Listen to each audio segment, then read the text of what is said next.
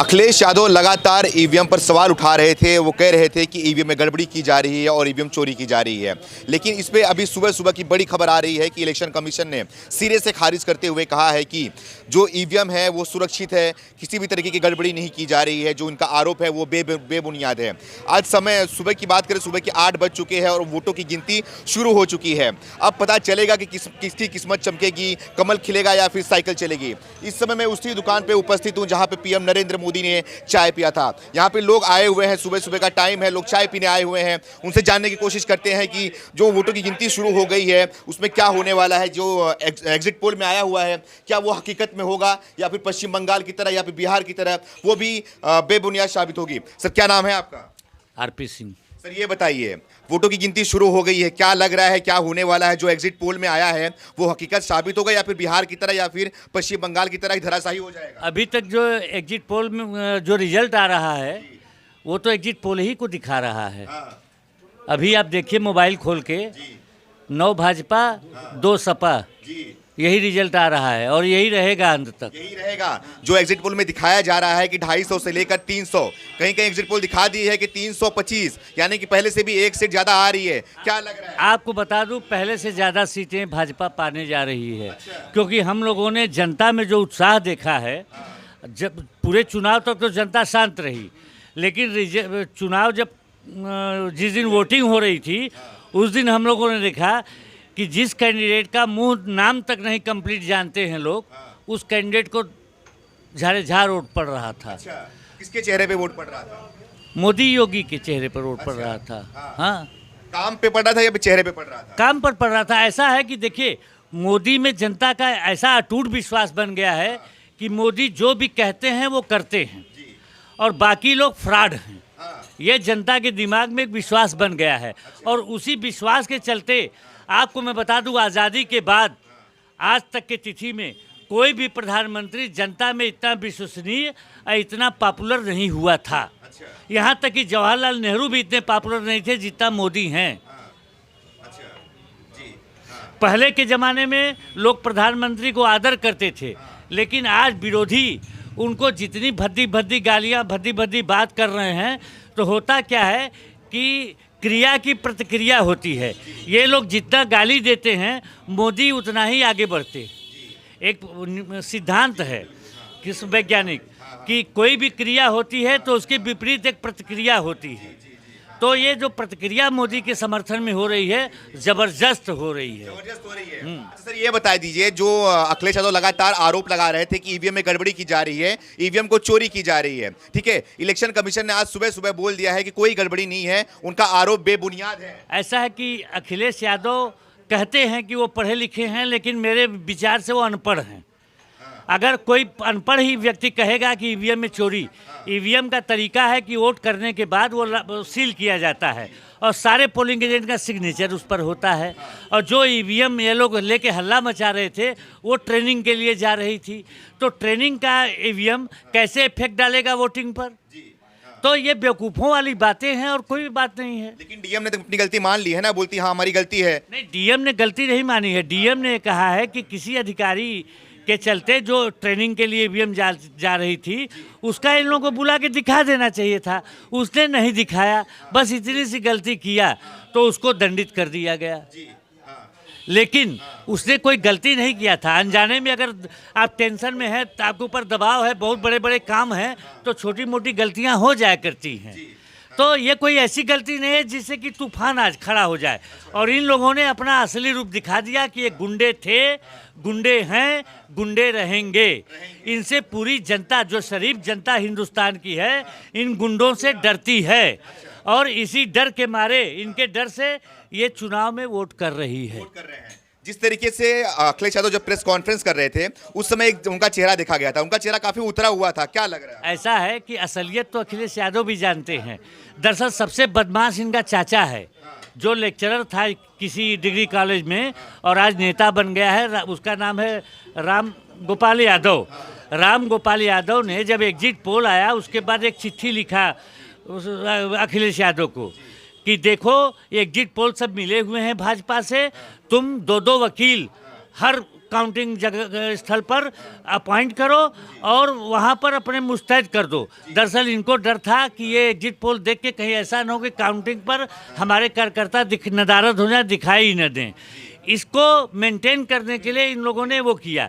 और उसके बाद ये जो ग्रुप है, ये जब जुलूस निकाल के चलता था तो सड़क पर धड़ाधड़ दुकानें बंद हो जाती थी कि कहीं ये प्रचार न करके, ये प्रचार नहीं करते थे, ये लूटपाट में ज़्यादा विश्वास करते हैं, इसलिए इनसे जनता भयभीत रहती है।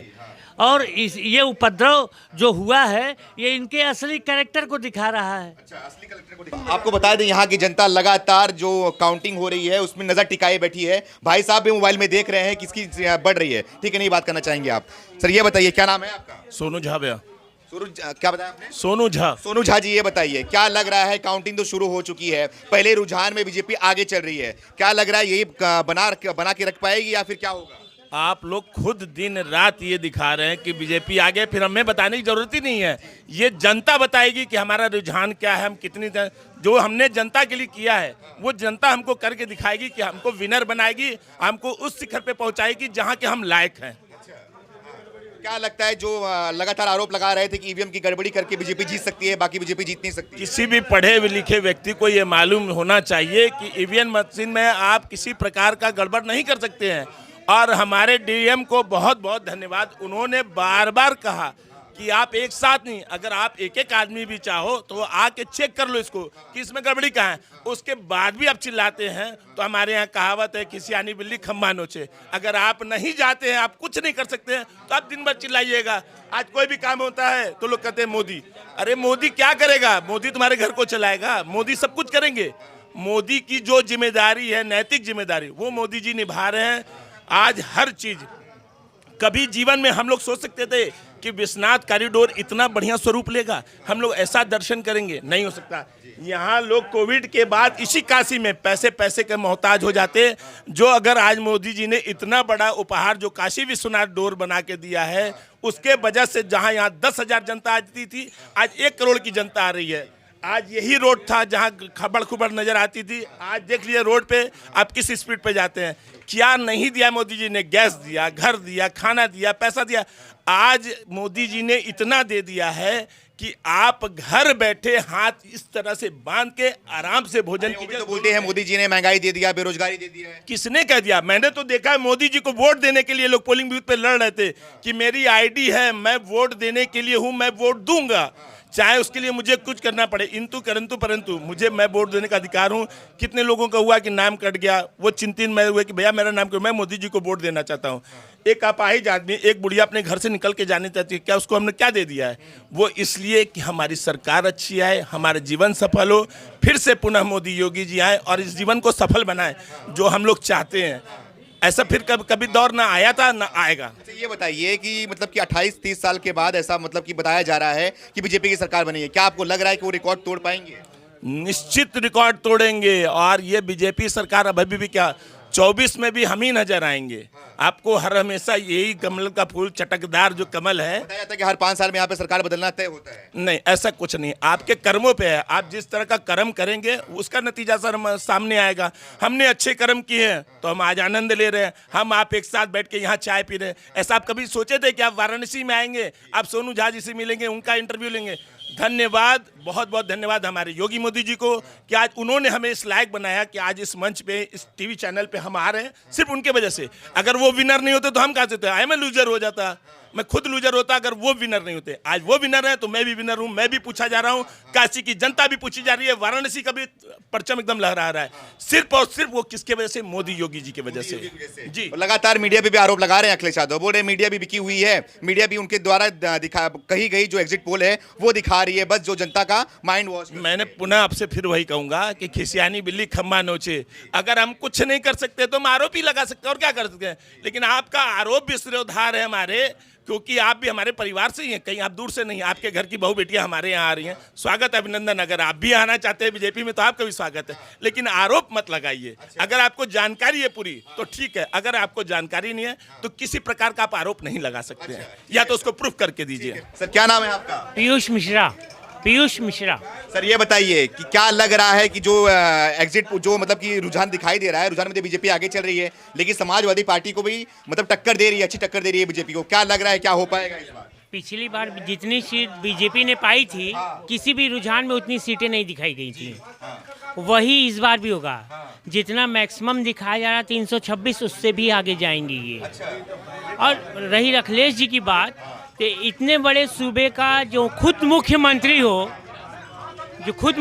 हो, और वो अगर ये बात कहता है कि इस डीएम को मैं जानता हूँ, इसकी पहली पोस्टिंग मैंने करवाई थी, इसका मतलब क्या है कि वो पोस्टिंग करवाते हैं।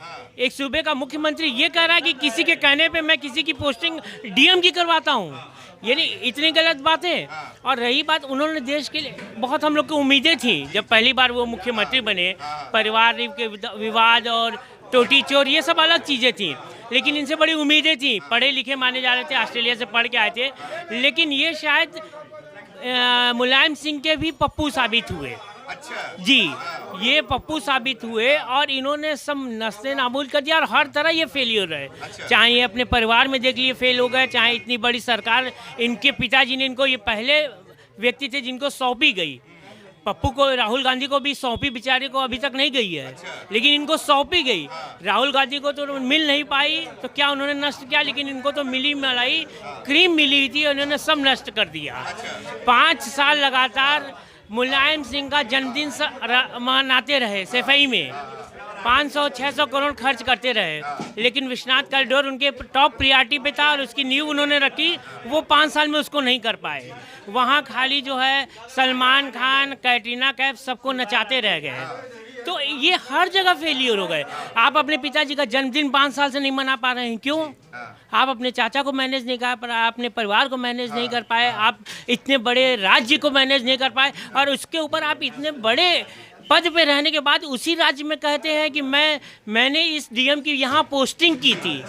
इनके किसके कहने पे की थी ये मैं जानता हूँ, और मैं इस डीएम को अच्छे से जानता हूँ। अरे उसको आप अबे रे कर प्रकाश राज भी धमकी दिए थे कि इस डीएम को हटाया नहीं जाएगा तब तक मतगणना शुरू नहीं करने दूंगा मैं। सोचिए, और इनके कार्यकाल में आजम खान ने भी जिस समय रास्ते कीचड़ वाले से जा रहे थे वोटिंग देने, तब उन्होंने कहा था कि इसी दिन के लिए मैंने तुम्हें यहाँ पे डीएम बनवाया था, और ये मत भूलो अगर दोबारा मेरी सरकार आ गई तो तुम्हारा क्या हासिल करूंगा।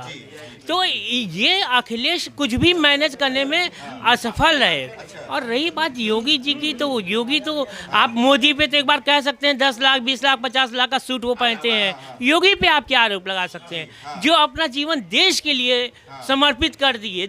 ये हमारे दोनों नेता, ये मेरा सौभाग्य है कि इस दौर में मैं हूँ, साक्षी हूँ कि जहाँ मोदी और योगी जैसे, और सौभाग्य देखिए। तो आरोप लगा रहे थे कि ईवीएम में गड़बड़ी की जा रही है। इलेक्शन कमीशन ने आज सुबह सुबह आके बता दिया है कि कोई भी गड़बड़ी नहीं की गई है, जो उनका आरोप है वो बेबुनियाद है। नहीं देखिए, अभी बीजेपी एक ऐसी पार्टी है जो शायद ईवीएम पे नहीं रोती, चाहे वेस्ट बंगाल में हारे, चाहे राजस्थान में हारे, लेकिन इसके अलावा हर पार्टी एक ही चीज़ होती है। अगर मान लीजिए ईवीएम आपके कंट्रोल में होता तो क्या कांग्रेस कभी हारती? अगर ईवीएम आपके कंट्रोल में है तो आप कांग्रेस ही कभी नहीं हारती, और अगर हारी इसका मतलब क्या कंट्रोल ही नहीं कर पाती है। दूसरी चीज़, आप वेस्ट बंगाल में नहीं सरकार बना पाए, आप महाराष्ट्र में सरकार में नहीं है, आप राजस्थान में सरकार में नहीं है, कई जगह है जहां आप नहीं है। तो क्या बताइए, होली नजदीक आ गया है, किसका रंग चढ़ने वाला है होली में? कौन सा रंग चढ़ने वाला है इस बार? सिर्फ उत्तर प्रदेश में ही नहीं, देश में भगवा चल रहा है। भगवा रंग चढ़ जाएगा, भगवा रंग चाहेगा। जो राम को लाए हैं आप सब उनको लाएंगे इस बार? बिल्कुल बिल्कुल बिल्कुल। हमेशा उनसे पूछा जाता था कि मंदिर आप बनाएंगे, तारीख नहीं बताएंगे, और अब जब मंदिर बनाने लगे तो क्या इसमें आपका क्या है? ये तो हमारे यहाँ सुप्रीम कोर्ट ने कह दिया, हम उसका आदेश का पालन कर रहे हैं। ठीक है सर। यहाँ पे क्या नाम है सर आपका? गोपाल कृष्ण मूर्ति। लग रहा है मोबाइल में नजर टिका के रखे हो कि मतलब कि कौन जीत रहा है, कौन हार रहा है, क्या रुझान चल रहा है, बताइए आप। रुझान तो नेक टू नेक फाइट चल रहा है फिलहाल, जब बैलेट पेपर्स काउंट हो रहे हैं। अब जब तक ईवीएम नहीं खोलेंगे हम कैसे बताएंगे क्या हो रहा है ईवीएम का। और इस समय प्रेडिक्ट करना हालांकि लग रहा है बीजेपी का एज है। क्या लग रहा है बीजेपी की कितनी सीट आ पाएगी इस बार? ये प्रेडिक्शन करना बहुत मुश्किल है, बहुत मुश्किल है प्रेडिक्शन करना। हाँ, खाली जगह एग्जिट पोल दिखा दे रहा है कि 325 तक आ जा रही है बीजेपी की। देखिए, हम एग्जिट पोल को हम एवरेज लें, एग्जिट पोल का टोटल जितने भी एग्जिट पोल हैं सबका एवरेज लें। एक सही है दूसरा गलत है, हम दूसरे को गलत क्यों बोले? जी, भाई हम किसी क्या वाकई में ईवीएम में गड़बड़ी की जा रही है आपके साथ? देखिए हम उस बारे में कुछ नहीं बोल सकते नहीं बोल सकते। हम खाली एक ही बात बोल सकते हैं अगर आप एग्जिट पोल की बात करेंगे तो सारे एग्जिट पोल का एवरेज लीजिए हाँ उसके बाद रिजल्ट बताइए अब हम उस शख्स के पास जा रहे हैं, उससे बात करने की कोशिश करेंगे जिन्होंने पीएम नरेंद्र मोदी को अपने हाथों से चाय पिलाया था। उनसे जानने की कोशिश करते हैं क्या लग रहा है कि रुझान में कौन आगे चल रहा है और किसकी सरकार बनेगी। क्या भैया ये बताइए, मोदी जी को तो चाय पिला दिया आपने, क्या योगी जी को जिता पाएंगे? अरे जीत गए, जिता का पाएंगे? अभी कौन जी योगी जी किसका बुरा काम किए कि योगी जी नहीं जीतेंगे? योगी जी बम्बा मोड़ से 350 सीट से आ रहे हैं। हाँ तो नाराज चल रहे हैं, बहुत बुरा क्या है, ईवीएम चोरी की जा रही है, ईवीएम में गड़बड़ी। वो तो जब हारने लगते थे ईवीएम पे दोष देने लगते हैं। अच्छा और क्या? ये आप यहाँ पे चाय बेचते हैं, आप तरह तरह के लोग आपके यहाँ पे आते हैं, क्या लग रहा है उनका विचार क्या है, मतलब कि किसकी तरफ जा रहा है इस बार? योगी राज आ गए, मिठाई आप लोग 12 बजे आके खा लीजिएगा बस, और हम कुछ नहीं कहेंगे। मिठाई का नुतैया दे दिया आपको, लग रहा है बीजेपी सरकार आ पाएगी? हाँ एकदम आएगी। अच्छा क्या लग रहा है, भगवा की होली खेलेंगे आप लोग इस बार? अरे हम लोग ऑर्डर दे दिए हैं, आप कह रहे हो होली खेलने की बात कर रहे हैं। तो आपने यहाँ की जनता की राय सुन लिया, सबका मानना है कि बीजेपी आ रही है। जो एग्जिट पोल था उसको सत्य मान रहे हैं, जो अखिलेश यादव ने आरोप लगाया था उसको सिरे से खारिज कर रहे हैं लोग।